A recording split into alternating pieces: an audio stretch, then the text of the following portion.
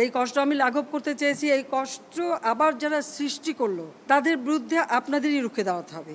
যে এই বাটপার, এই প্রতারক, এই যে ভুয়া তথ্যগুলো, ভুয়া বিচার চেয়েছে এবং আপনাদের মিডিয়ার কাছে কিন্তু বারবার একটি কথাই বলছে, দেশবাসীকেই রুখে দাঁড়াতে হবে, এর বিচার তাদের করতে হবে। আবার সেই দুর্বার গতিতে এগিয়ে যেতে হবে। এবার কোঠা আন্দোলন প্রতিবাদ করলেন সুপারস্টার অভিনেতা মিস্টার শাকিব খান। তিনি এক সংবাদ সম্মেলনে বলেন, বছরের পর বছর বিনোদনের জন্য মন দিয়ে কাজ করে আসছি। এই দেশের ভালোর জন্য, আমার মুভি বাহিরে পাঠানোর জন্য পরিশ্রম করতে হয়েছে আমাকে।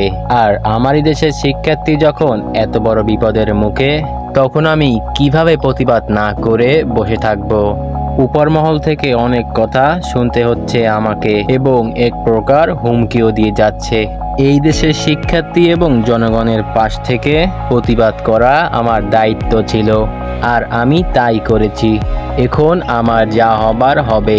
আমি কাউকেই ভয় পাই না, কারণ দেশে হাজারো কোটি আমার ভক্ত রয়েছে। এইদিকে সংবাদ সম্মেলনে প্রধানমন্ত্রী শেখ হাসিনা বলেন, অনলাইনে কিছু মানুষ উস্কানিমূলক কথা বলে শিক্ষার্থীদের রাগ আরো বাড়িয়ে দিচ্ছে। আমি এর বিচার চাই।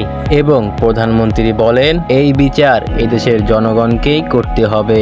তো ভিউয়ার্স, সুপারস্টার শাকিব খানের প্রতিবাদে আপনার মতামত অবশ্যই কমেন্টে জানান এবং আমাদের চ্যানেলটি ভালো লাগলে অবশ্যই লাইক, সাবস্ক্রাইব করে পাশে থাকবেন।